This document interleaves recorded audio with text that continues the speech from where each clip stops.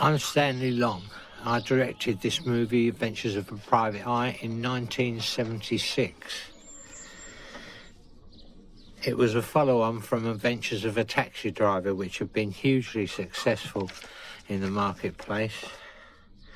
I always like to start a comedy off with a laugh, and in fact, finish with a laugh. And hopefully this sort of gave an indication of what this guy was all about. He was a private eye, so it wasn't quite as easy as the Taxi Driver because I had to manufacture the situations. So why would our hero be in bed in the morning with a beautiful girl? Well, the answer was because her husband was on night work, which is a situation which is quite credible for a private eye.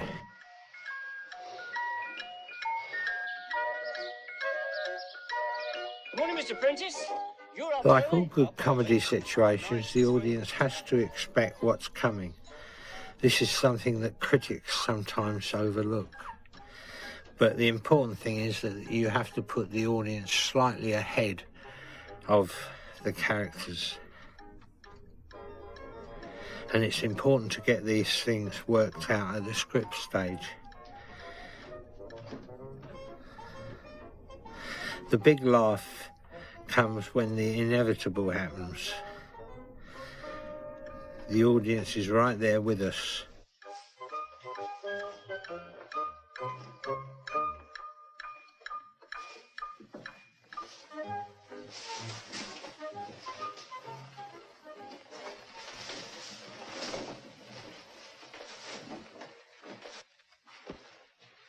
This was very carefully cast as the girl, which was a young girl, had a sort of older, less attractive husband, so she would have normally been attracted to our hero. And here comes the laugh. Now, cutting to the crashing milk bottles says it all. You don't need all the boring bits in between. This was the first film in which I used the extraordinary talents of my new star, Christopher Neal, who took the place of Barry Evans, who'd done Adventures of a Taxi Driver. I had to be very careful to choose someone that could not only handle comedy, acting comedy, but he also, I had a bonus because he also, apart from playing the bungling detective, he also wrote the music and sang songs with his mate Paul Nicholas, who was also quite big at the time. Shortly after the second film he made with me, Adventures of a Plumber's Mate, he gave up acting to concentrate on his first love, music. He has had a remarkable career since. He discovered Sheena Easton, with whom he wrote and recorded her song for the Bond film, For Your Eyes Only, and is a record producer in great demand, having produced recordings for Cher and Celine Dion.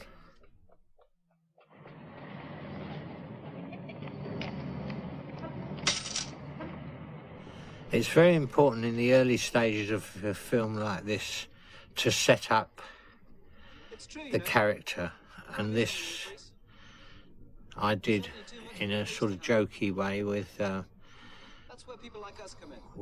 Chris, who talks of the dangers of not keeping your eyes open and wide awake. So he has his wallet nicked in the high street whilst he was reading the paper or asking the waiter somewhere. Walk around with their eyes closed, and that's just what the criminal type's looking for.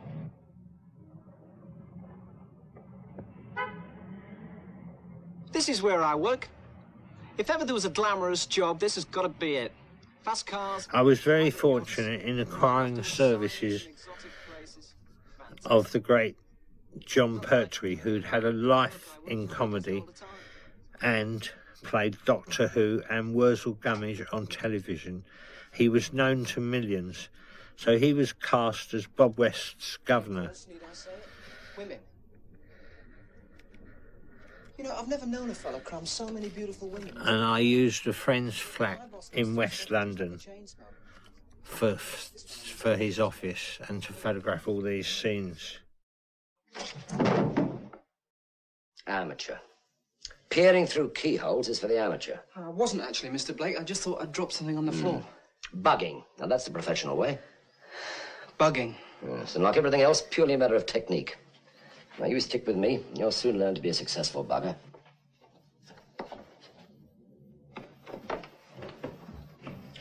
Hurry up, Miss Walker. This was a scene that was put on to give Bob some idea of what it would be like to actually take the place of his governor while he was away. That it would be a life of beautiful women, and hence he gets into all the trouble that he gets in this film. My briefcase. Oh. I trust I'm doing the right thing, leaving you in charge of this office while I'm away, right? I'll handle things while you're away, Mr. Blake. Don't you worry about that. I don't want you. Look, that's just it. I don't want you to handle things. Just keep an eye on the place. It'll be quite sufficient. Well, is there nothing I can do while you're away? I mean, finish off a case or something? Look, to work on even the simplest of cases requires a vast reservoir of experience. Well, I've been here 3 months. Look, I'm talking of years, Robert. Years. You haven't even asked me to follow anybody yet.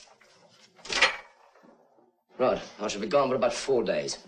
Any problems, you know where to contact me. Hotel Majestic, Beer Route. Oh, by the way, I've arranged for a temporary secretary to deputise for Miss Walker. All right? She should have been here first thing this morning, but she's late. Right, Miss Walker. Don't you worry about a thing, Mr. Blake. I'll make sure everything's running smoothly for you. Look, just take the messages, that's all. Don't start messing in things which don't concern you. No, I wouldn't dream of it. Come on. Have a nice time.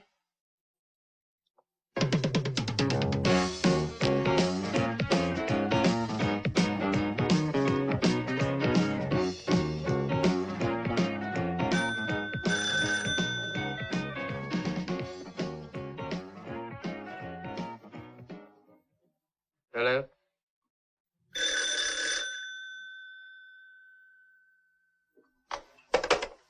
That'll be the new secretary, I bet. Oh, I can just see her now. Here's another comedy element that I rather like. That's as he's dreaming of what the marvellous secretary temp would be like.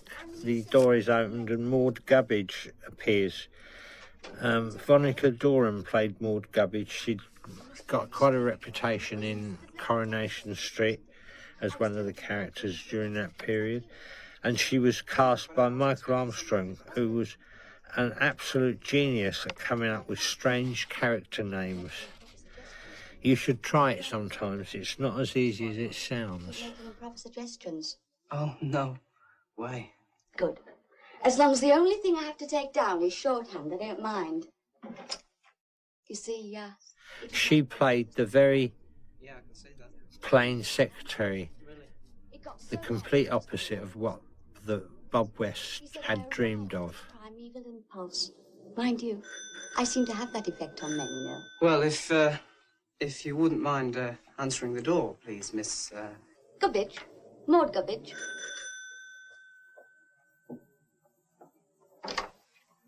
Yes, what do you want? Blake Detective. Suzy Kendall, who played Laura, however, was a very beautiful girl who'd been married to Dudley Moore. She provided plenty of glamour and was immediately the focus of Bob's attention. Mr. Blake, I'll come straight to Incidentally, throughout the film, I made a point of Chris to try and pull Laura without success, but it leads him into many other adventures. Ashley Latrice. Then it was love at first sight. The fact that he was 87, a multimillionaire with a bad heart condition, had nothing to do with it naturally. Oh, naturally, but you see... We are made to feel a little sorry for Bob, who's trying his best to look after the agency while his boss is absent. Since last Christmas. Last week he had a fourth and died. Oh, I'm very sorry. Oh, yes, of course, I was terribly upset. Now, the point is that I am due to inherit his entire estate on the 25th. Oh, that's very nice, but the thing is... Yes, but you see, the trouble is Ashley. Darling Ashley, you see, he was under the impression that I was still a virgin. Oh, really? Really? According to the terms of the will, I only inherit everything if I've done nothing to bring the family name into disrepute. So you see, I have a problem. Problem? Well, I have a number of explicit photographs of myself with a gentleman in a compromising situation. Oh. I would like you to see them. Oh, yeah, I'd love to, yeah. I feel I should explain. Well, you just pass them over and let me have a look. You see, With regard to Adventures of a Private Eye, it was more important to set the scene than it was in Taxi Driver. Taxi Driver, everybody knows what taxi drivers get up to or supposed to get up to. So it wasn't very difficult because the taxi driver encounters were rather more casual and opportunist, whereas with Private Eye we had to set the scene, as it were, and build up the circumstances in which the opportunities would occur to Christopher. penny of the estate until I inherit it on the 25th. And if I ask for some kind of a loan, then, well, somebody might get suspicious. You know, you photograph very well. Thank you. What I want you to do is to catch the blackmailer and get me the negatives. It's incredible definition as well. You do see the position I'm in. You're in a very awkward position, I can see that. And Mr. Blake, what do you think? Oh, I think they're great. Especially the one with the stick of rock. Yes, well, I think I should be able to fit you in between commitments. Who do you reckon it is? If I knew who it was, I wouldn't be here employing you, Mr. Blake. Yes, quite. Just testing you, that's all. Well, I think I'll kick off by following up a few leads. A few leads? Yes, you don't happen to have any, do you? Scott. Who? The person on the picture. Oh, yes. I hadn't noticed him. He's a photographer. He could have been a set-up job, but...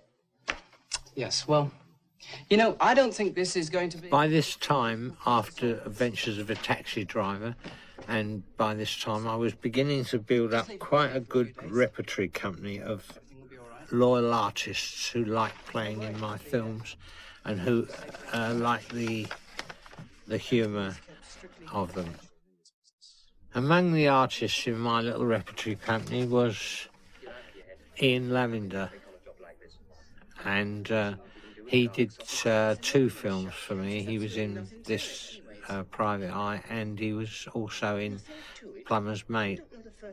He's a very competent actor, and he'd done a lot of television work, particularly Dad's Army, in which he took the character Pike, and the famous line, "Don't tell him your name, Pike." There is Ian playing in a twosome with Chris, which is a very funny scene. Now, if you watch carefully, you'll see the characters in the background suddenly catch sight of the photographs and start crowding round.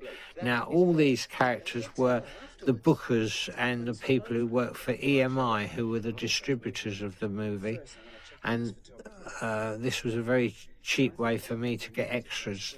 I used to phone them up, invite them down for lunch, they played in a scene, and that was all it cost me. And they loved to do it.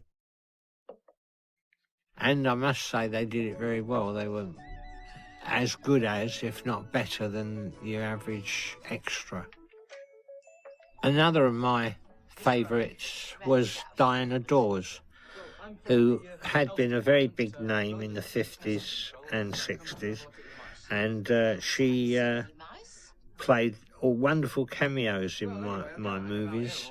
She was in Taxi Driver, and I got her, fortunately, for Private Eye. She plays Mrs. Horn here, the photographer's cleaner, or home help, as she would prefer to put it. Di always negotiated a special deal with me. Give me mostly cash, she would say, then I don't have to tell the bloody taxman.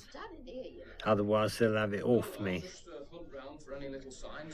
Poor love, she had terrible trouble with her tax in later years. But she had perfect comedy timing. She was a great actress. She knew her lines backward, and she turned up absolutely on the dot when required.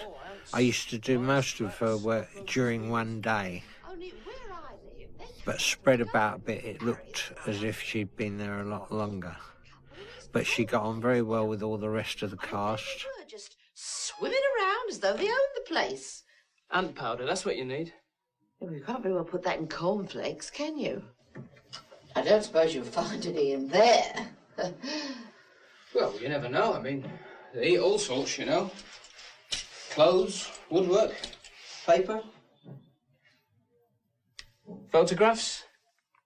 You haven't got any photographs lying around, have you? Or negatives? By virtue of the subject, Private Eye was a much more difficult film to write and to play than the other two, Taxi Driver, that just dealt with a single job like driving a taxi, and we went wherever the taxi went.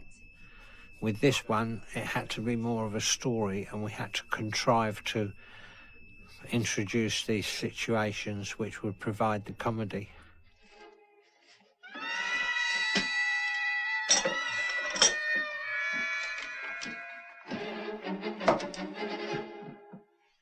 Because I always had the feeling that Adventures of a Private Eye was a slightly slower moving film than the other two.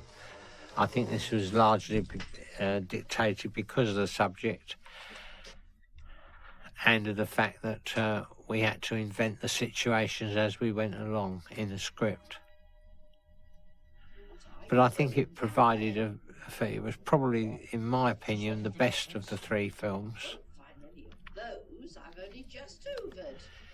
And certainly had a lot of laughs in it.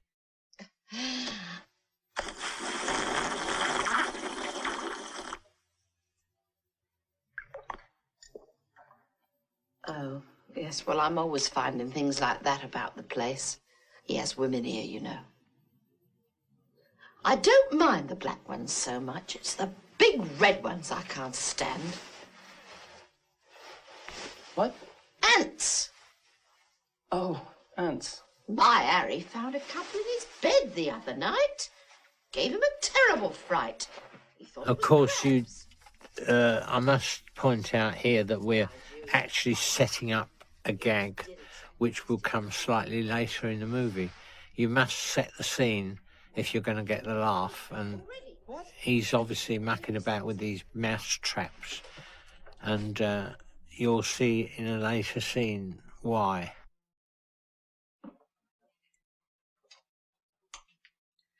Oh, Mr. Robin Stewart played the photographer.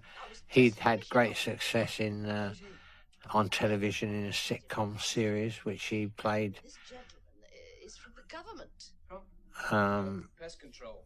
I think it was called 3 for All, where he lived with two girls.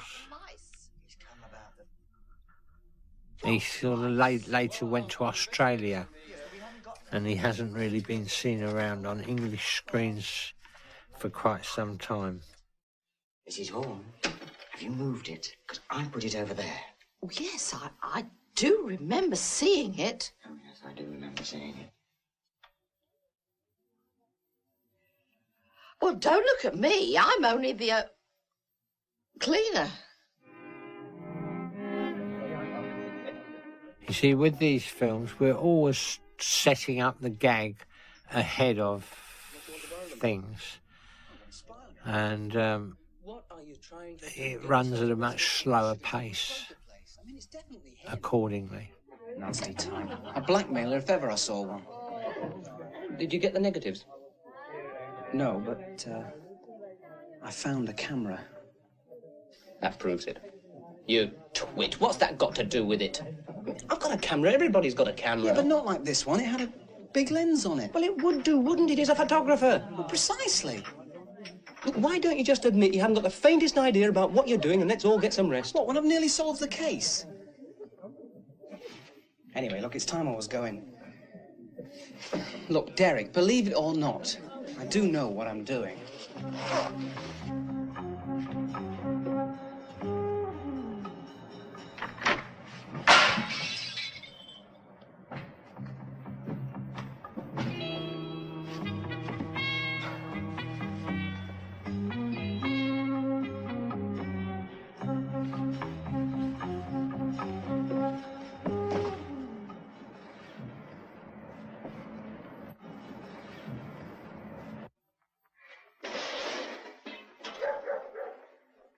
The lovely Irene Handel played the part of the, once again, a wonderful character named Mrs. Friggin.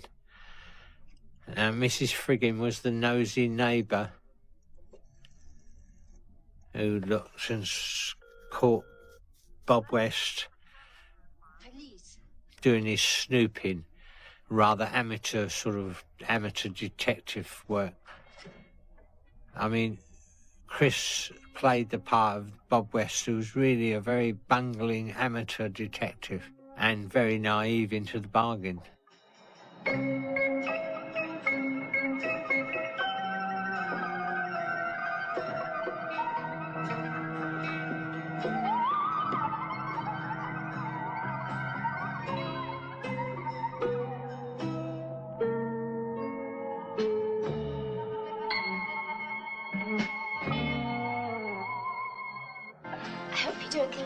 With every photographer. Now we're into the scene which was set up in the previous sequence, the mouse traps, remember?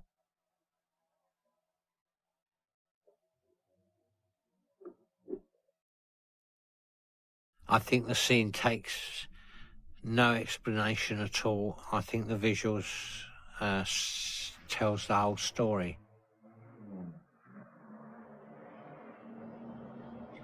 Well, I can't see anyone. He must have gone, only there was definitely someone outside prowling about. Irene Handel only had one condition when she accepted the part, and that was that she was allowed to bring her two little dogs that went with her everywhere. I think they were two little Shih-Tzus or something. They're little tiny dogs. And she couldn't bear to be parted with them. So she would only do the part if I allowed her to bring them. I must say they sat in their basket in the corner of the set and were no trouble whatsoever. It's where they hang about, you know, behind those bushes.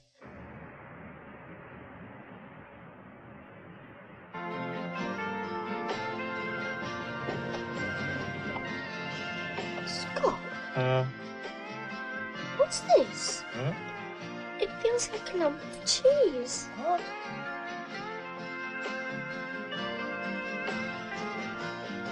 God knows. Where are we?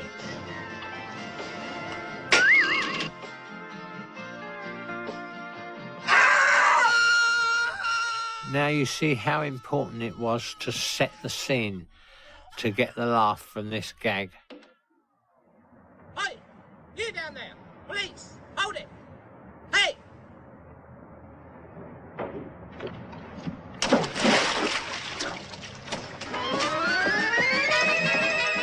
If you listen carefully, you'll hear my voice over the soundtrack. I often did this. It was a very experience, and that was me doing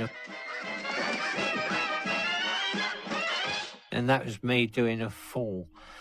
I don't normally stand in as a stuntman here, but on this occasion it was quite expedient to do this. It's terribly me, don't you think? Yeah, it's terrible.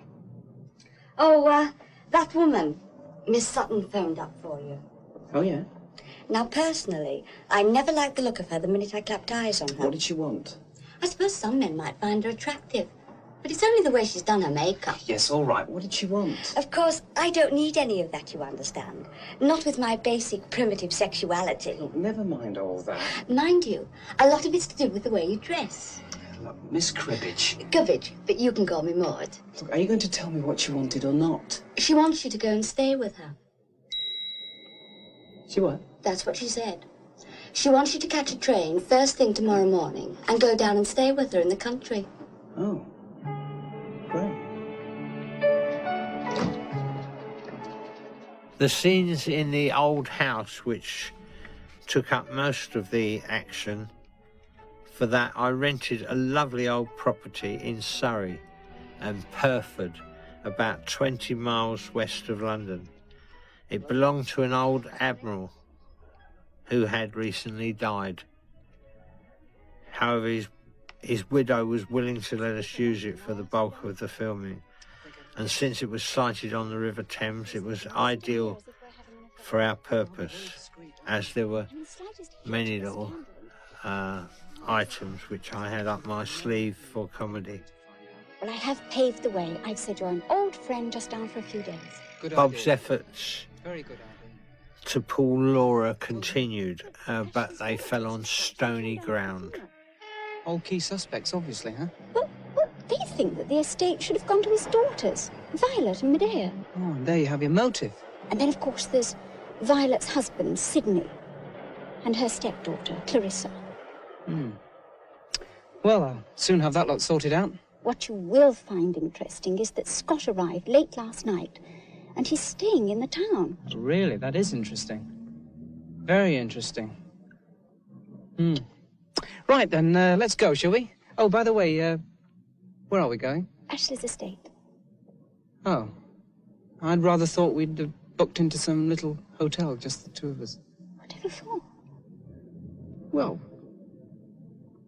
Oh, Ashley's estate, Grimsdyke Manor. Grimsdyke Manor. I had a wonderful selection of characters to make up the rather zany family who inhabited Grimsdyke House. Firstly, there was the butler, who was played by the very experienced Richard Caldecott. He was absolutely ideal as the rather odd butler. Oh. Thank. Medea de Treese, Judd Blake. Oh. I see the mark of death on you. Judd's just staying for a few days. Yes, I can sense he won't be with us for very long. Then there was Anna Quayle, who was a very, very experienced musical artist who'd been in many, many shows, both on stage and in television and film. She'd actually starred in the musical Stop the World, I Want to Get Off, which was very big at the time Violet, Medea's sister. in the West End. Pleased to meet you. The scene at breakfast was hilarious. I had the wonderful Liz Fraser, who was playing a hypochondriac who only was very fussy about what she ate. Hello. Pig's flesh and the embryo of an unborn chicken. Beg your pardon? On your plate. It's not good for you, you know. Oh, the tea leaves. I see nothing ahead but misery, torment, and blood. Morning, morning, morning! Oh, God. Breakfast. Of course, I had the wonderful Harry H. Corbett, fresh from his success of The Rag and Bone Man with Wilfrid Bramble. So crude, first thing in the morning. You no sense of humour, boy. Told you that before. He was playing wonderfully against Liz Fraser. Knowing that... Oh. Let me introduce you. Judd Blake, Sidney Burke. Ah. Yes. Yes. Would you like some vitamin and iron tablets? They're very good for you, you know. No thanks. I've weak blood, you see. For God's sake, Pa, I'm trying to drink me breakfast. Hey, see what you done? You sent her off now. Oh, Sid, don't say anything to upset me. You know how my nerves are. I can't take it anymore. You all live here, do you? Here? Live here? Knowing that... Oh. No, we We have a house in Esher. Sidney built it. He's a building contractor. Do you remember that block of flats that fell down last year? They were his. Rows and rows of concrete all around the town. I forgot to put the girders in. They all fell down. What business you in, then? Ornithology. You said only what? Bird watching.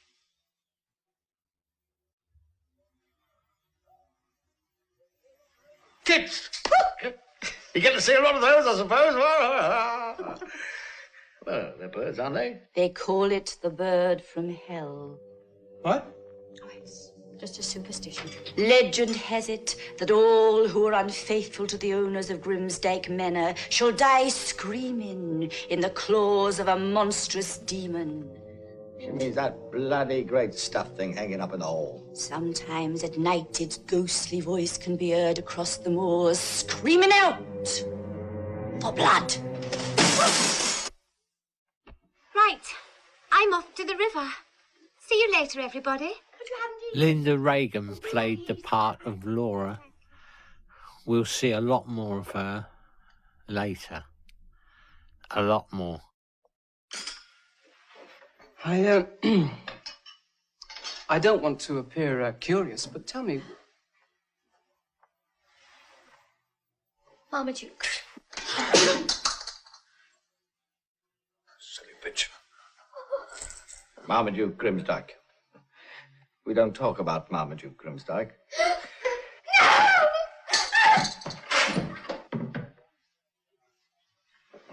There's a young gentleman outside to see you, Mr. What a wonderful butler Richard Caldecott made. He had actually got quite a reputation. He was considered to be one of the best butlers in the business.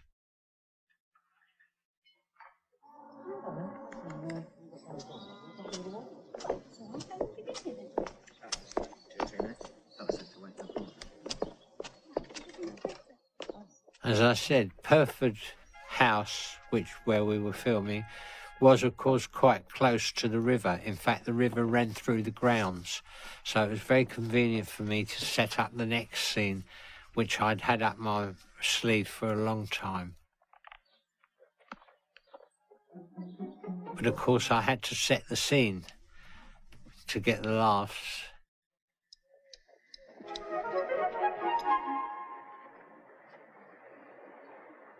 Say, what are you doing? Oh, hello. What are you doing? I'm bird spotting. This was a particularly difficult scene to film. We did it with 2 rowing boats. In one rowing boat we had the crew, the sound crew, the film crew, the whole damn lot. The rowing boat was up about 2 inches from the gunwales, and we actually filmed like that. It was quite a remarkable way of doing it. Of course, in a studio it would have been done in a tank under controlled conditions, etc., etc., but we didn't have that kind of budget. So this shot, and this is what went on, was the whole crew, if you can imagine, the whole crew. That's the cameraman, the assistant cameraman, the sound man, the sound boom operator, were all in the boat filming Linda. Rolex. What? You haven't got them in your Rolex. Oh, yeah.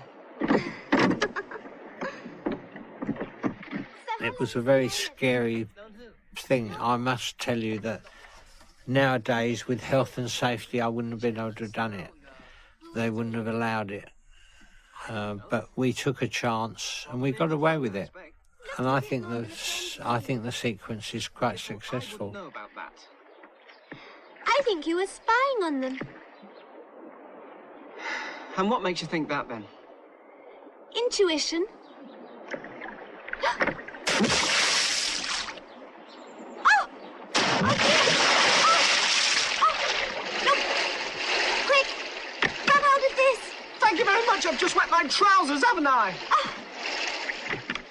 You will note how this scene builds up, how we have to do the run-up to what happens. I mean, anything to get Chris's clothes off and to get him close with the girl. And this was a very good way of doing it.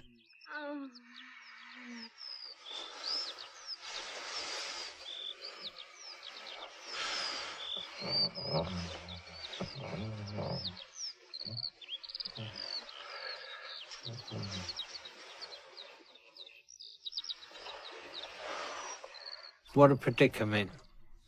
I think that the following shots are some of the funniest I've ever filmed, particularly the long shot where you just see Chris's bum coming above the gunnels. It's not overdone, it's very subtle, but it says everything. And of course I had to have some reaction, so I incorporated a rowing A, as these used to come down this part of the Thames quite regularly. I seconded one of those, and the guy that cycles along the towpath giving them instructions.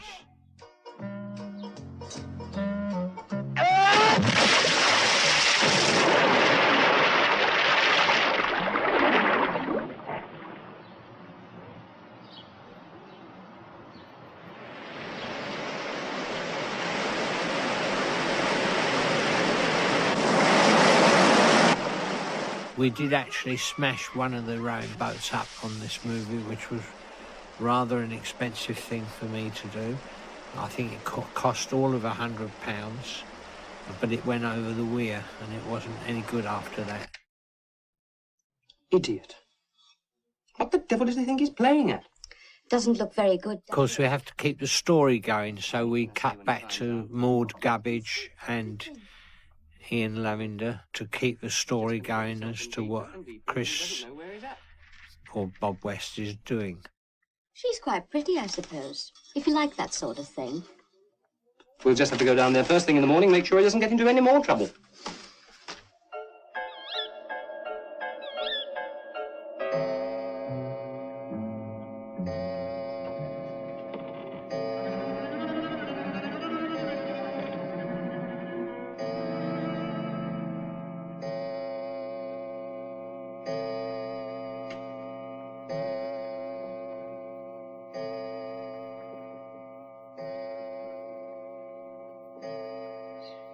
There was more of a story in this one than, and so the pace did tend to slow the film down a little. It wasn't as fast as Taxi Driver, but the compensation, of course, was the iconic performances from the very talented cast that I had.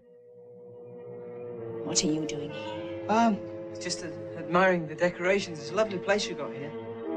I foresaw death in my tea leaves. Someone is about to die. I can sense it.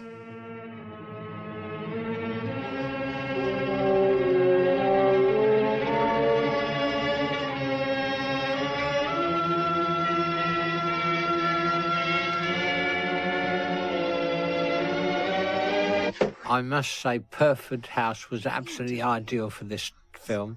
There were all sorts of strange doors and secret passages inside the house, which we made great use of. And it was great fun. It almost turned into a spooky film, and the comedy, I had to be very careful to keep on the comedy line, because it was, after all, a comedy and not a horror film. I mean, if you're nervous about sleeping alone... I remember making plans to go back there to do a horror film. It was an ideal location. And the woman who owned the house didn't seem to mind what kind of a mess we made. We left lights about, and we left things overnight. But she was always very, very considerate.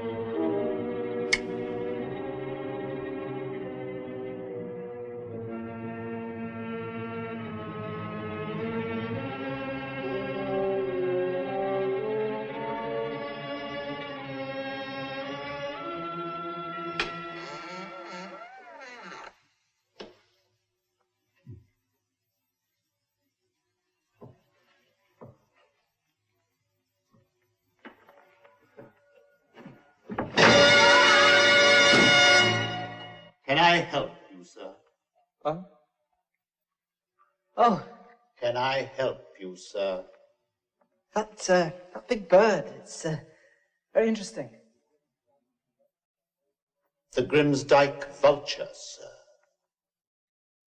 All these props were already in the house, so we didn't have to look very far. We utilised these props like the chain armour, effigy of Marmaduke Grimsdyke.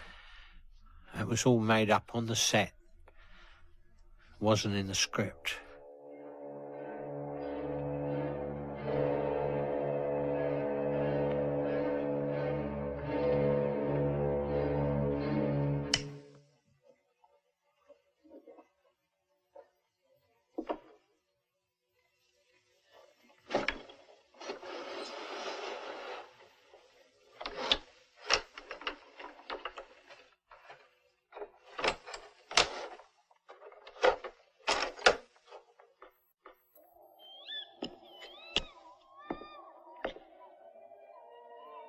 Of course, this is once again an attempt to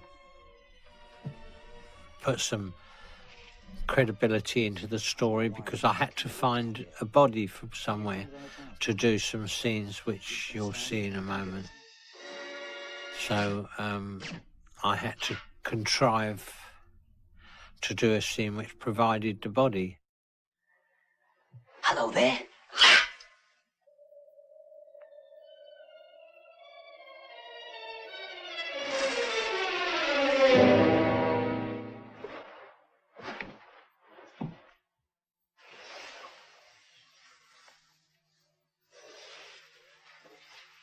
Hello, Percy. Been a good boy, then?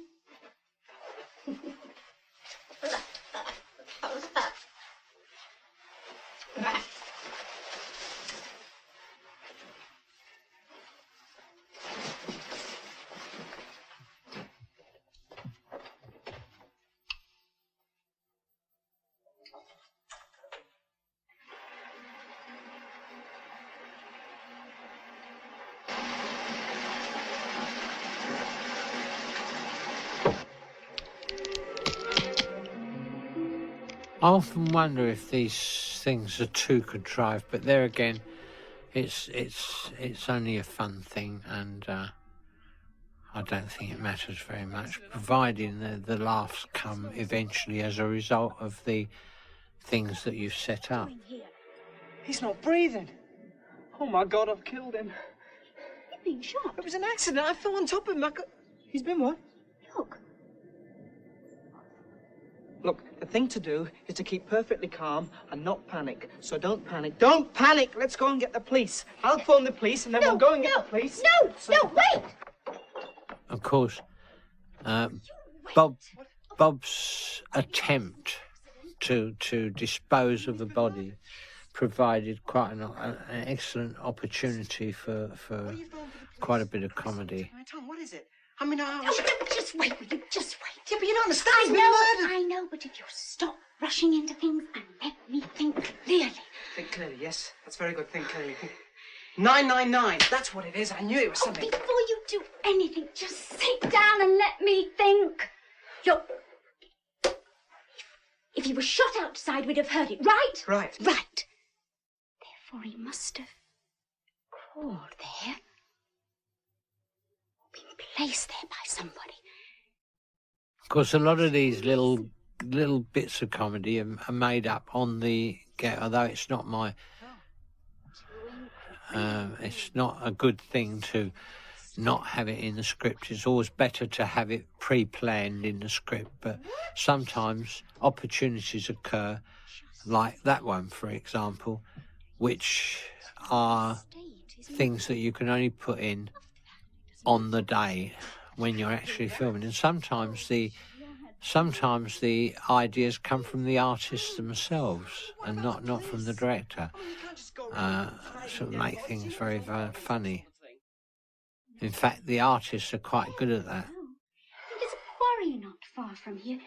Wouldn't be found for days. No, I'm sorry, Laura. Absolutely, definitely, emphatically, no. Well, what we're really doing is helping the police. Are we? Well, Scott wasn't murdered here. He was murdered somewhere else. So by us moving the body, we're stopping the police from being confused. I don't think they'll see it quite like that somehow, especially if they find out.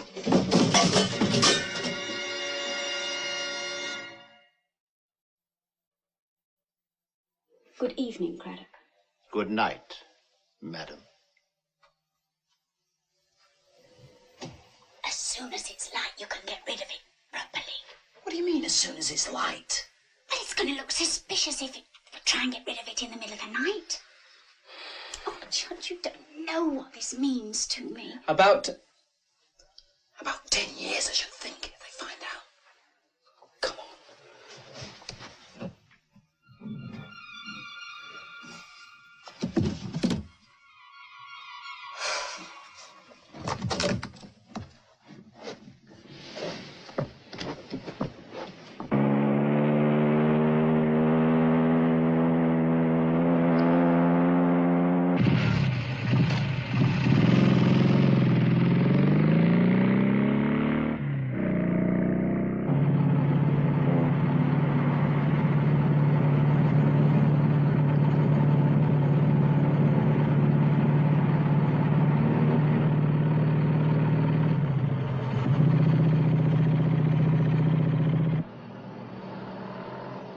Now, once again, we're setting up for another gag or another sequence, a comedy sequence. We've got to get Bob West into a position where he's going to meet Hilary Pritchard, the bored housewife. Morning. Now, she provided an excellent opportunity, and she was, unfortunately, she died quite recently, so she's no longer with us. But she did a fabulous sequence here with Bob, whose chance encounter with her provided such a wonderful comedy opportunity. Well, it's in the bag, I suppose. Why? You're going to need it. You've got a flat tire. Right, sir. If you'd care to get out of the car, I'll give you a hand. Shouldn't take long. It's all right, officer. Actually, I can manage on my own. It's going to be okay. In spite of what the public thinks, we do like to help sometimes. Now, you're going to need a hand with this, otherwise you'll never get the wheel out. Right. If you'd like to take the other end. Ready? 1, 2, 3, hop. I always tried to keep up the suspense of the situation, that Bob West would get caught doing something very wrong. It's all right, actually. Thank you, officer. I can manage very well now. And this was part of the plan. Bye.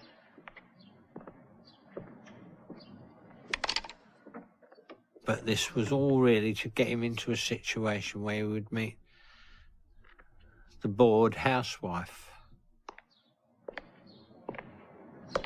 Did I leave my gloves here? Yeah, there they are. Bye.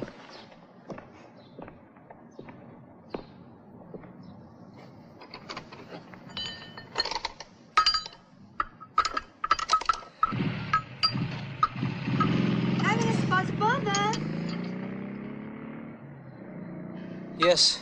And here she is, the lovely Hilary Pritchard. I'm Sally. I'm a housewife. Really?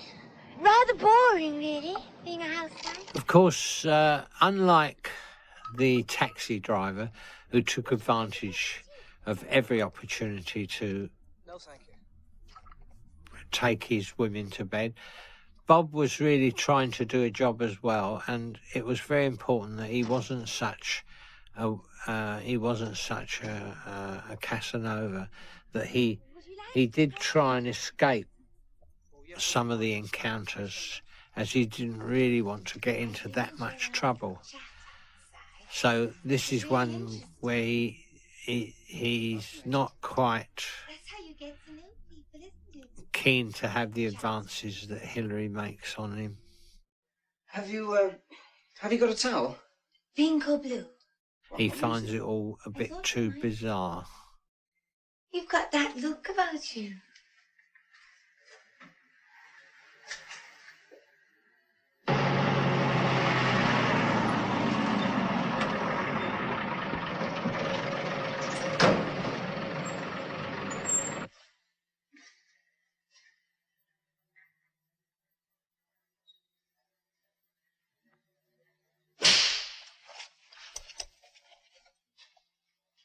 I knew you'd be just game for anything the moment I saw you out there.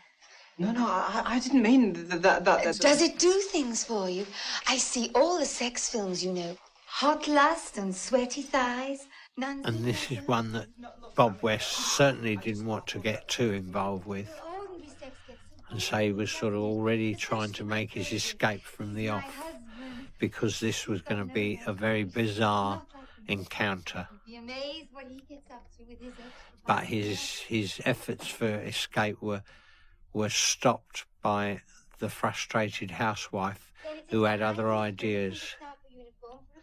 I must say I parodied all the current sex film titles around at this time, including Last Tango in Paris. I've got loads of butter in the fridge. Oh, Christ. I would have suggested deep throat, but I tried it with the window cleaner last week and nearly choked myself. Look, love, I only came in here to get my hands washed. Oh, I love it when they play hard to get. Leave it.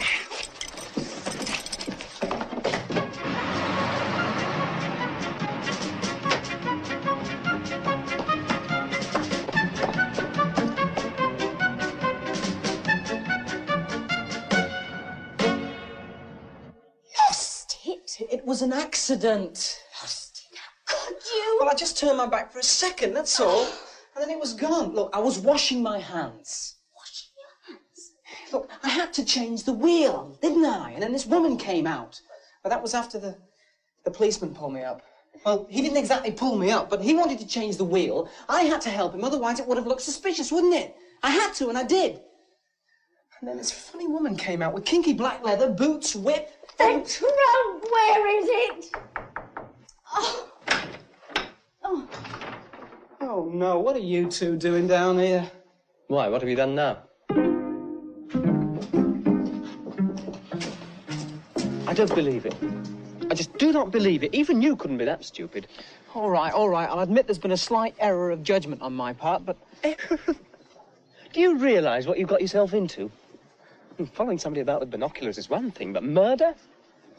You've really landed yourself in it this time. Well, it's no good you keep going on about it. I mean, I didn't murder him, did I?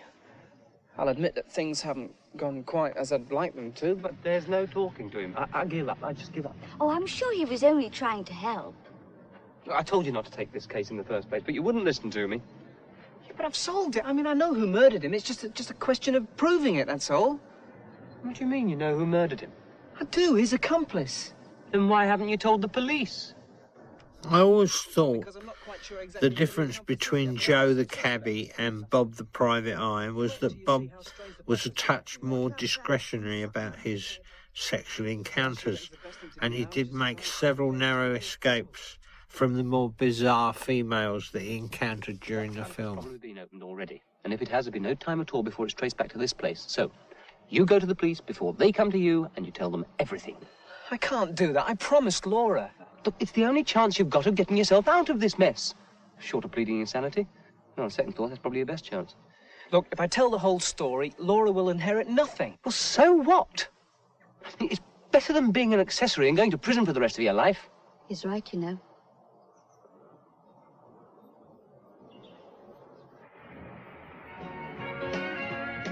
Always looking for an opportunity to put a new face in my films.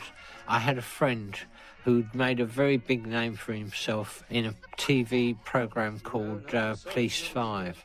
It was Shaw Taylor, and he was a good friend of mine, and I asked him to pop down and visit us on the set and to make an appearance, which you just saw him coming out of the police station as Bob West walks in.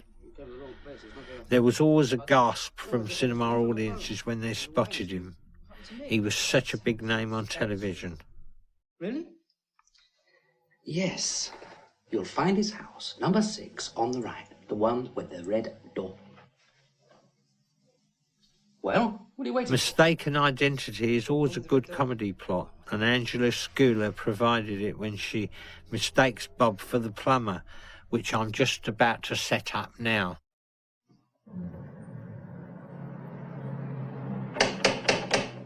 I wonder if this scene inspired me to make Adventures of a Plumber's Mate. I was getting quite desperate. Do come in. Thank you. The kitchen's at the back. I tried to do it myself, but it wasn't really very satisfactory. What I really needed was a nice long tool to poke it with properly, if you see what I mean. I hunted about... Angela Schuyler was the wife of Leslie Phillips, who was another very good comedy actor who'd been in many, many comedy films. And so I suppose that she was very, very good. She was a first-class actress. She had wonderful, wonderful comedy timing. Well, everyone thinks it's Blake, you see. How strange. Blake doesn't sound a bit like West. No. I suppose you'll probably try to suck it out with your little plunger. Drink. Say when. When? What?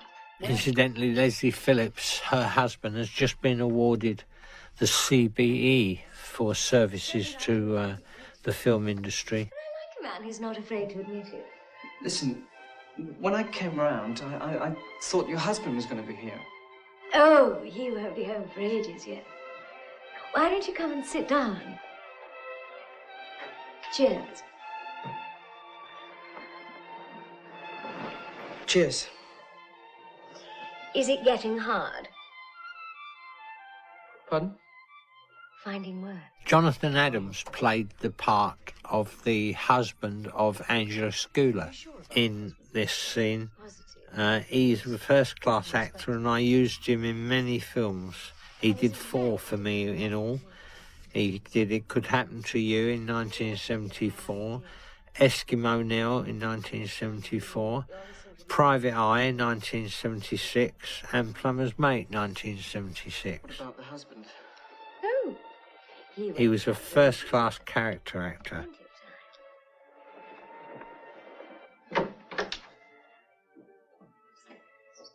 Here comes the big mistake of the movie, the casting. This young boy, I couldn't understand what he was saying, either on the floor or when the film was finished. But you can't have it absolutely 100% when you're working on a low budget. And probably this was the best that could be done at the time. Mum? Mummy? What are you doing? Mummy's just having a little chat with the plumber. Why are you lying down? I don't know what kind of an actor he turned out to be, but I would suspect not very good. But if in fact he's in the business at all. I'm not being cruel, but this sometimes happens, you know. You can have a fabulous cast, and one little mistake on casting will ruin the whole thing, for the director at any rate. Oh, Mrs. Groot. On the other hand, you'll see the entrance of Jonathan Adams in a moment. He's such a professional. And he took the part of the husband of Angela Schuyler. Daddy!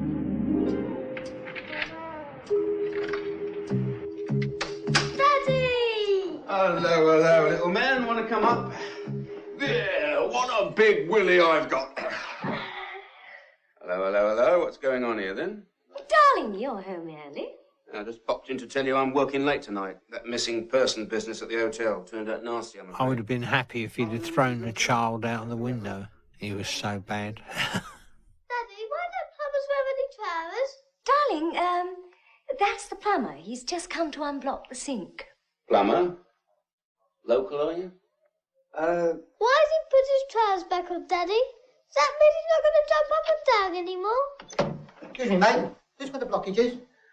Crikey, is that the time? Well, I'll just have to be running along because I've got a few more appointments to And then the real plumber came in. And Somebody just put this underneath my bedroom door. The burlesque club, table 5. Once again, we take a pause for setting up the scene for the next part of the movie, which was the seance and the nightclub, which Christopher Neal has to end up in. Yeah, I'll just wait for him to expose himself and then I'll pinch him. And also a chance to bring in the wonderful Adrian Poster, who was so very much a part of my repertory company on these movies. How these things are done. Do you really think that's going to work? Never fails. See, you just put the proper money at the top and it all looks real. I wonder who it's going to turn out to be. The butler. That's who did it, the butler. How do you work that one out? Well, call it a hunch if you like. Call it a wild guess. You'll see. Look, I didn't like to voice my suspicions beforehand, but tonight, after he turns up at that club, I'll have all the proof I need. You'd better, otherwise I'm in trouble. Don't worry. It'll be the butler. He's the blackmailer. He's also a murderer. Yeah, well, don't worry. I know how to look after myself.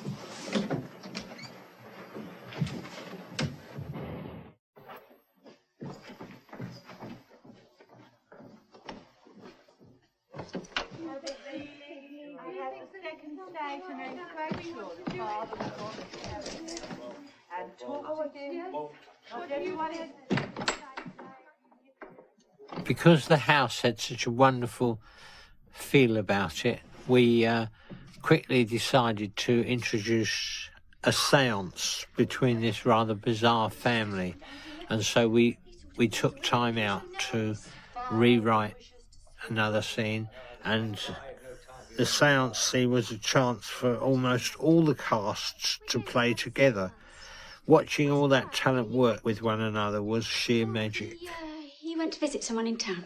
You'll be joining us there, won't you? Oh, no, I don't think so. I think Father's going to be very upset if you don't have a word with him. Listen, Birdie, if I've got to sit through this blasted nonsense, you can as well. Cough! Yes, well, this is nice, isn't it? I always did like having my fortune told. Lights!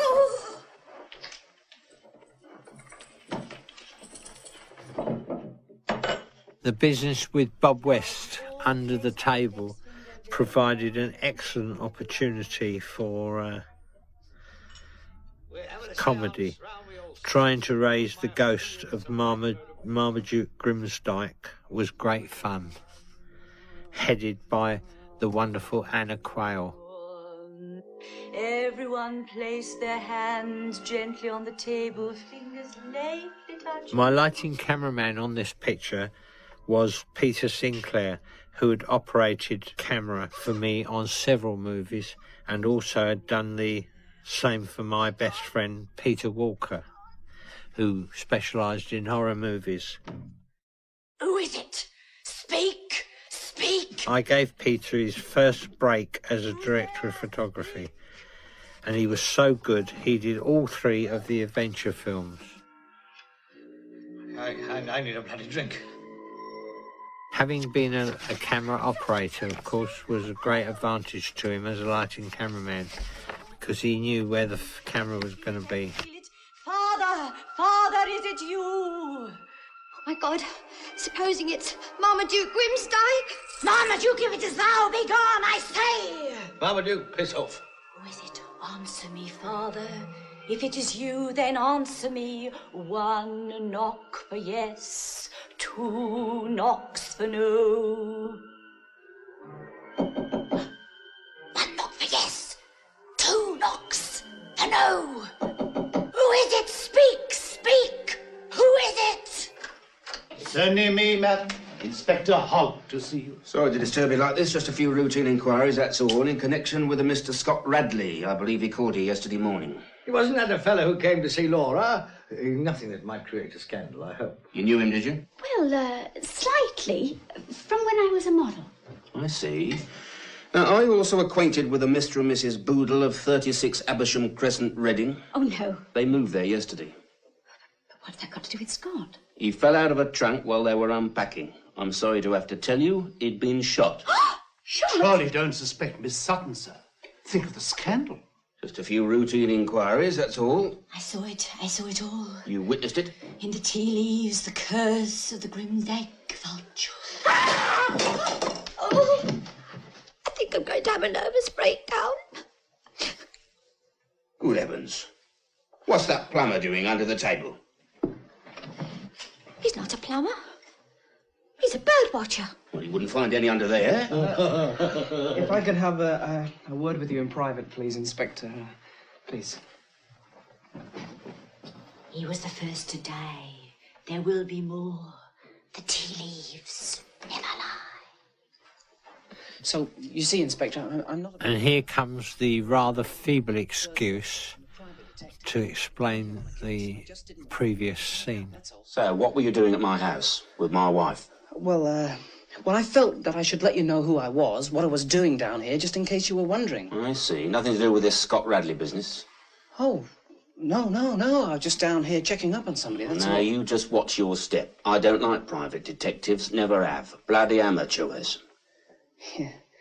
Well, if I can be of any assistance... You just keep your nose out of it, or you and me will fall out.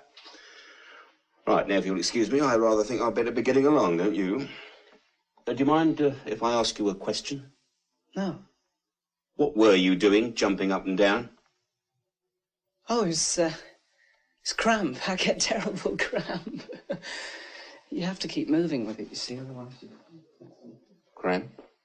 Hello, Wilfred Crimble, press my card. What? My card. Look, who let you in here? The wonderful Willie Ruxton provided a wonderful comic relief, who was in the habit of making up his own dialogue, which I must say was equally as good as the script, if not better. Hello, Crimble, press. You one of the murder suspects? Well, Care to say a few words, would you? Slowly? Look. How well did you know the dead body? He played in Plumber's Mate as a result of this. Comment.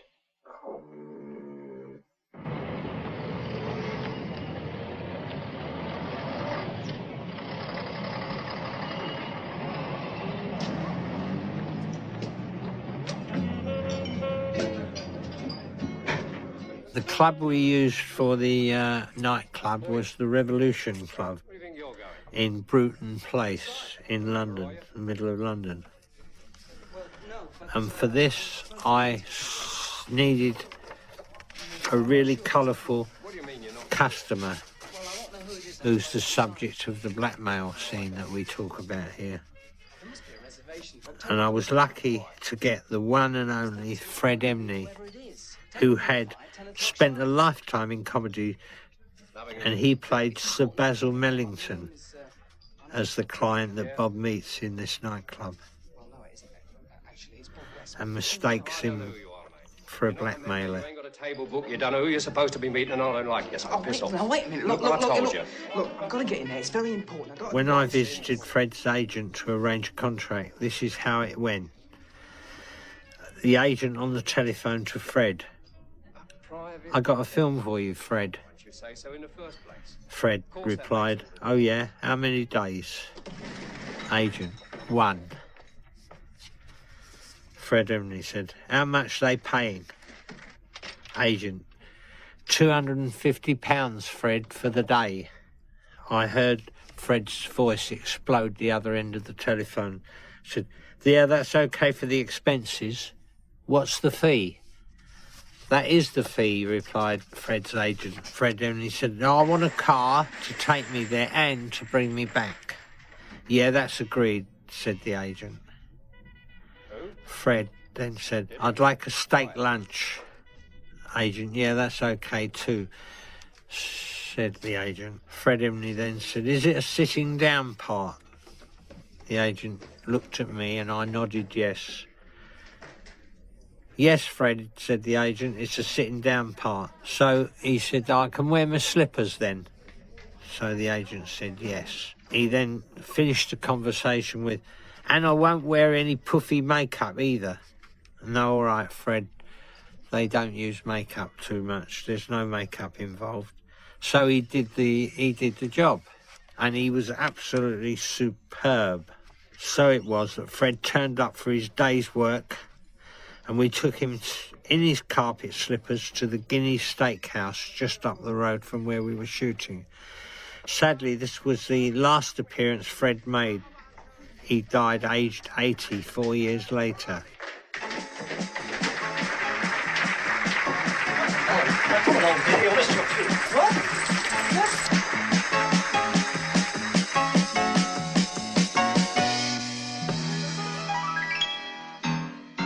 I'm Maroney with an I, not Maroney with an E, cause Maroney with an E means stupid. Like time without a T, I'm a P without a bow, cause I haven't got a bow like Cupid. Miss Helen of Troy, when she didn't have a boy, and a sail across the sea to Paris. And Mac with a Beth couldn't wait to get when he looked behind his Harris. So little old me with an M-O-R-O when I still... This was the first time that Chris Neal had been in drag. All actors love to do this at least once. I don't know why, but they do. Like We had great fun doing it though. So, F, a guy with a Y and a where for trice, a sample on my salami. We had the wonderful Adrian Poster doing a pastiche of Liza Minnelli from Cabaret. Nothing. I'm just terrific. I mean, What a great fun we had that day shooting it. Mama could only see me now, right? Listen, now I'd like to do a song that it really means very much to me. Like being in the movies or like being here tonight. But I want you to know, this is my favorite song. I had to contrive a situation where Bob West gets to have a dialogue scene with Adrian in the dressing room. You'll see how we work around. Here comes Basil Millington, old Fred Emney. So give me my diamonds uncut and give me the... And we used a wonderful dialogue of double entendre and mistaken identity for him. Don't want no mail order thing. Give me the R-A-A-L, real thing, real thing. Listen, and man... Good evening, my dear. I'm delighted to see you. What can I get you to drink? Drive a car shot full of holes. Pint of bitter. But my I did, for a lovely little girl like you, you're drinking champagne. Waiter, bring me a bottle of the best champagne you have, will you? I am Sir Basil Millington. Call me Baz if you like. What's your name? Look, let's leave names out of it, shall we?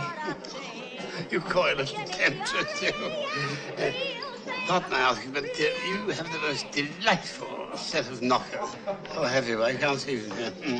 Oh, come here, have a better look here. in the red.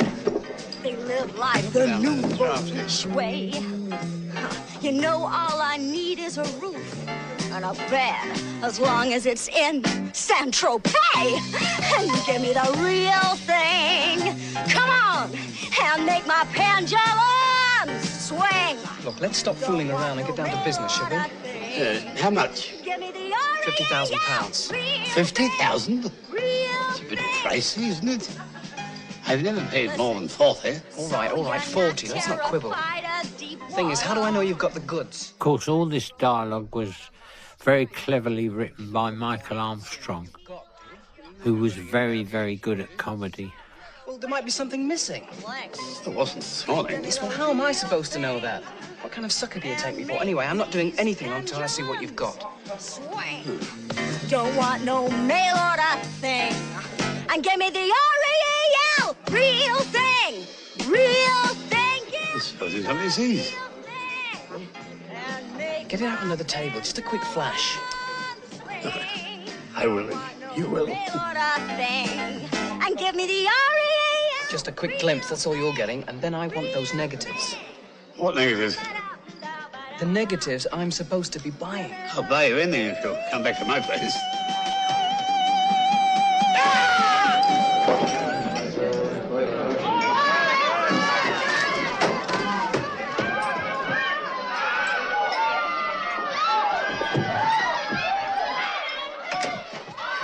Yeah, you're about to see the scene with Christopher Neal and Adrian Poster in the dressing room. Now, there's an interesting little story that comes along with this. Whilst doing her dialogue in one scene, her nipple popped out of the dress. At the end of the take, I mentioned it to her, Oh, that's all right, she said. I said to her, Adrian, it was one take. We can do it again if you wish. No, that's all right, Adrian said. Of course, we often did only one take. It was good. After all, it was a low budget. And what was the point of going again if it was okay the first time? Wasn't going to make much difference to the final result. Ever since I was a little girl, I've had secret fantasies about dicks. If you watch, you might actually see it, but after the premiere of the film, I received a letter from Adrian's solicitor telling me her exposure in the film and demanding it be cut. I was flabbergasted. This was the first time it had been mentioned. It was rather trivial. Luckily, the sound recordist had kept the tape running, and my voice and Adrian's could clearly be heard at the end of the tape. Needless to say, that was the end of that. The shot remained in the film. See if you can spot it. I got an idea. Okay, fellas, will you just bring it in here? Be very careful. It's valuable things in there. Just place it down there. Okay, that's beautiful. Thank you, fellas. Thank you. Okay? Thank you.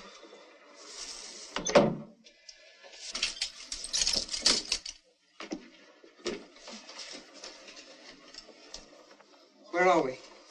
Oh, this is my place. You okay?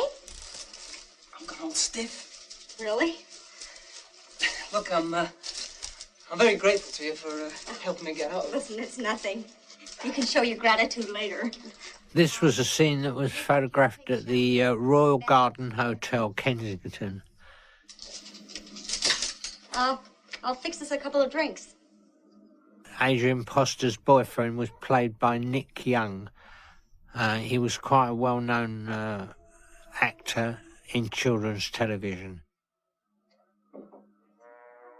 He'd done quite a lot of the Tomorrow People, I think it was. He was the lead. And he played the Italian boyfriend of Adrian. Terrific. Drink? This, actually, I treated like a French farce. Thanks. People running about, jumping, opening doors, closing doors. Here's Nick Young. And the two heavies we had in the film, which one was John Robinson, who was 37 stone, I remember. We had him running about all over the place. And the other one was Henry Milton, who had played a heavy in the Bond films. You may remember him. The bald, dark-glassed one. I'm Maroney with an I, not Maroney with an E, 'cause Maroney with an E means moron. Right. You two stand guard here, huh? Surprise, surprise. Elisa, it's me, your little legs. Elisa? Elisa, open the door, Elisa. Legs! Don't see you coming around. Oh, it's in the shower. Oh, no. I don't believe you. There is somebody in the shower. Chris, I was running that shower for myself. Well, how come the door she's locked from the inside, huh? You know what these doors are like. They're always sticking.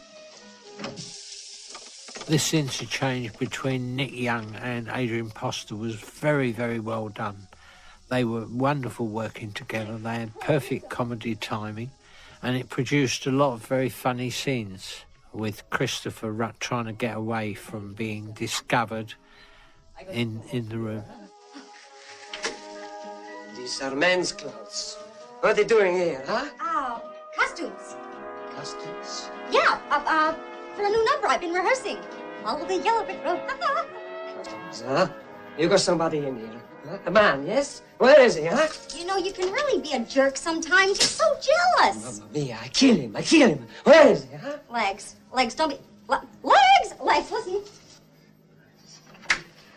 Legs, there is nobody here, really. Hanging in the wardrobe, huh? Really, Legs.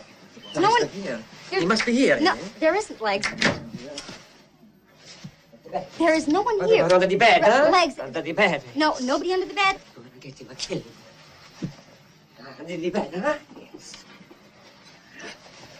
Legs. Behind the curtains, huh? Jesus Christ. All this stuff was made up on the day. We actually contrived it on the day. But it produced a lot of laughs and it was quite successful. Well, I tell you, nobody laughs at Lex Luigi. Legs, why don't we just have a drink, huh? Once again, a good input from the artists on these kind of things. Terrific. I'll hang up the coat and you get the drinks, huh? You say no. No, I tell you, you get the drinks, I put the jacket away. What do you think I am, stupid? Nobody makes a fool of Lex Luigi, huh? Nobody.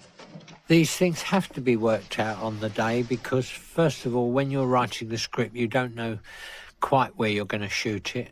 You end up with it and you end up with the location, and the location suggests the opportunities, and you just must make things up as you go along. There's no other way of doing it. Hey, Legs, I got a better idea. Why don't we just skip the drinks and do the knickers bit instead, huh? Sounds like a good idea. What do you do, huh? You spoil the buttons of my shirt, huh? Oh, don't be so silly, darling. Don't you know? I'm so defiantly decadent. Okay, Valentino, hit it. Ah, neither, madame.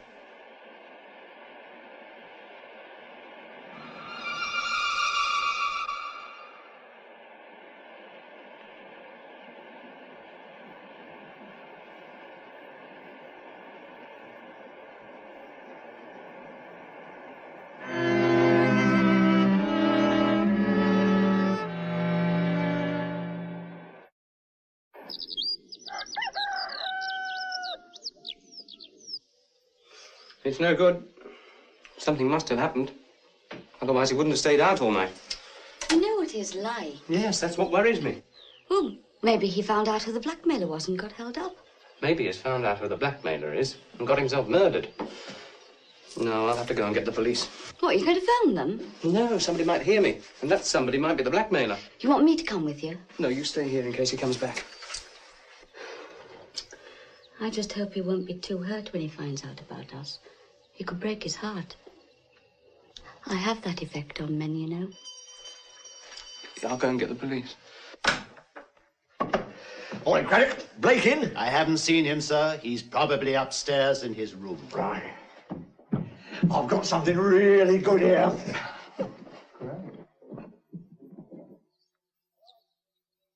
Haven't you ever heard of knocking? Oh, no. Give us more scoops that way. Yes, well, you're not going to have one of me, Stalkers, for a start. This is slightly more important. Right. Where's Judd? I want to show him this. Of course, we have to cut backwards and forwards to what's happening at the house in order to keep the story going. Some might consider this slowing the film up, but it's a very important part of keeping the sense and credibility of the story. If you haven't got credibility, you won't get any laughs. So it's a very necessary thing to do. If Judd will give us an exclusive on whatever it is he's up to at the moment. Conniving little sod, aren't you? Yeah. Where's Judd then? That's what we'd all like to know. Lisa!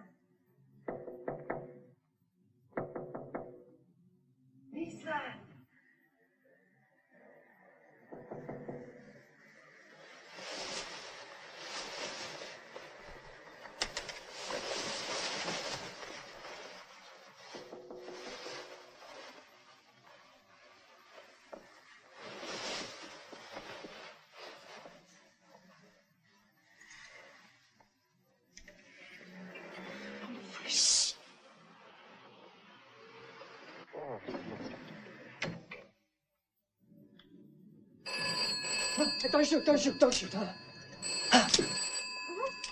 Oh, no, please. Oh, my. No, please. Oh. Say your prayers, right? No, please. They'll catch you in the little pieces. The last time you make a fool. No, listen. Fellas, when we talk this over, please, No, please.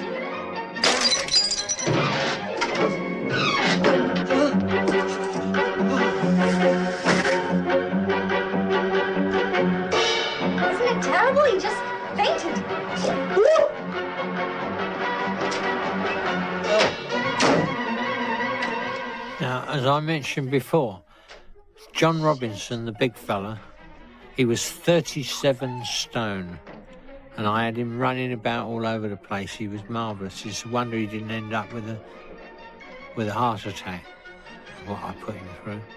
But he was a very, very good visual artist, and he got into the part quite well. Chris was wonderful, and he entered into the spirit of things. He ran all over London naked.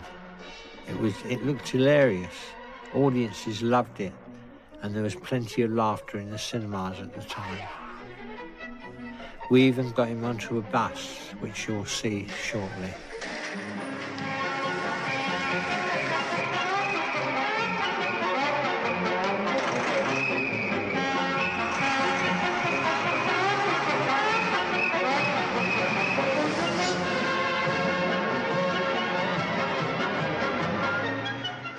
This was an actual bus that was running at the time. We didn't have a special one. This was a low-budget film, I remind you again, and hiring buses just didn't come in the budget. But we just jumped on this bus. I gave the conductor a $5, I think, and it was as good as having a bus to ourselves. Mr. Purdy, Purdy and Purdy solicitors. Ah, yes.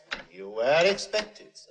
Well, if you could assemble everyone together so that I can Once again, a cut back to Grimsdyke House to keep the story going. hand over the estate accordingly. Most definitely, sir. Have you seen Miss Sutton anywhere about? I believe she went to the stable. Come on.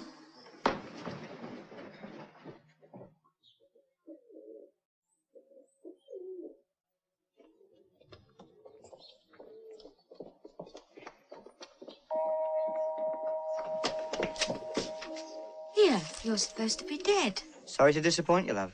I discharged myself from hospital this morning. You haven't got the money, have you? It's in the house. So are the negatives, with my partner, who should be handing them over to Mr. Purdy any minute now. Looks like you've lost the estate, doesn't it, darling? Oh, no, it doesn't. You see, we happen to know who your partner is. You're bluffing. Show them, Wilfred. Listen, if I don't turn up inside that house in the next few minutes to say you've paid up, Purdy will get those negatives. What's he gonna do, darling? Shoot us? We weren't very successful last time, were we? This time we'll be sure. I never did like the look of her from the start.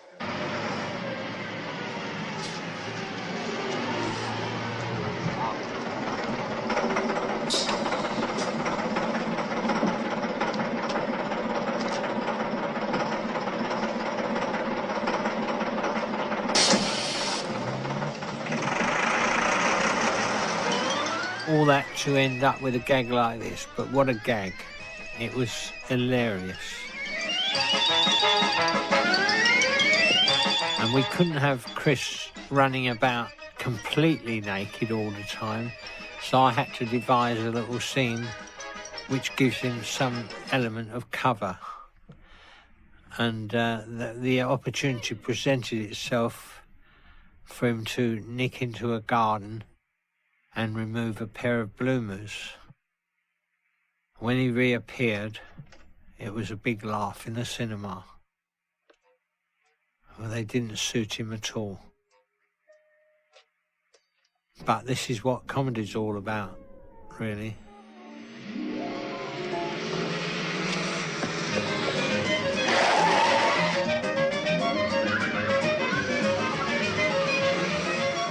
This is a classic kind of chase scene, really, which has all the hallmarks of the old comedies. Interruptions, children crossing the road, getting in the car. Now, the interesting thing about the car was that we didn't want Chris, the leading actor, to have any accidents, so one of my camera crew volunteered to drive the car into the river, which he did. As he drove into the river, he shouted out, "I can't swim." A couple of other technicians went to the rescue and swam out and pulled him out. We pulled the car out of the river and it caught some fish and everything in it.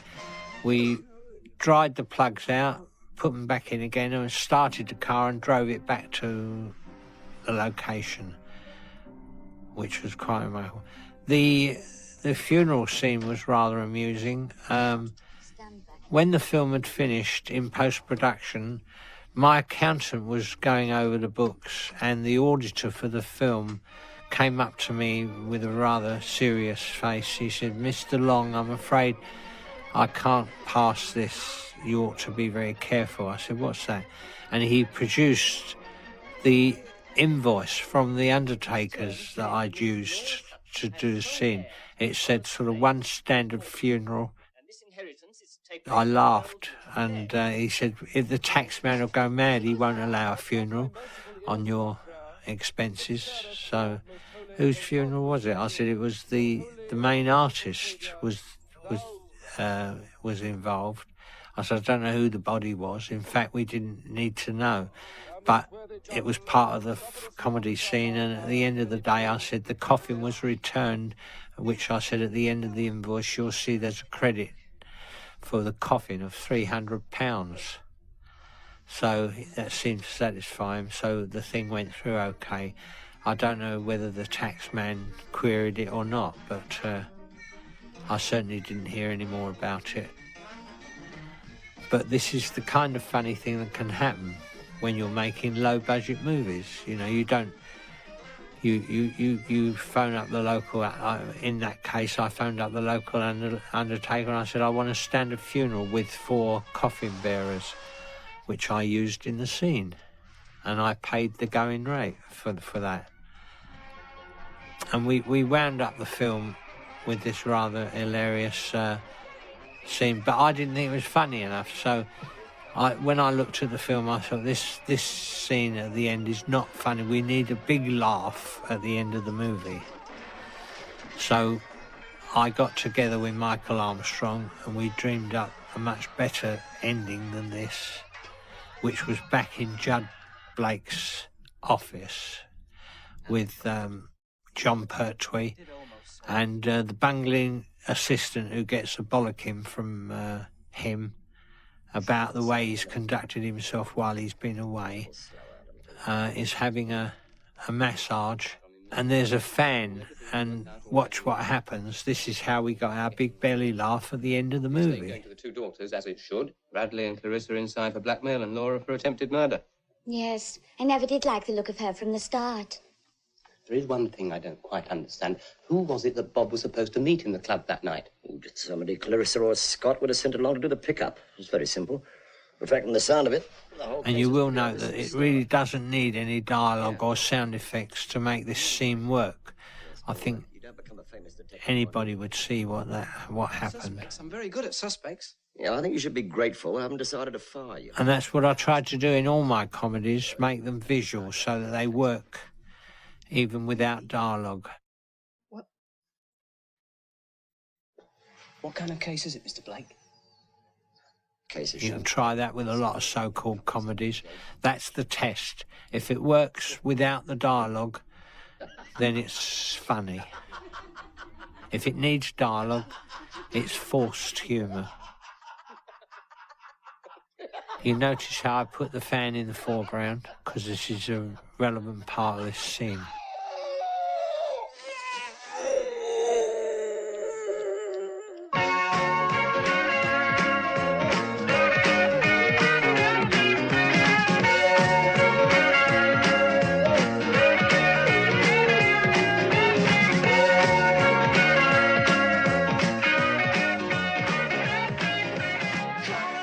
So all in all, it was a very fun picture to make. It turned out all right in the end. Anyway, I hope you've enjoyed listening to the whys and wherefores of the making of Adventures of a Private Eye.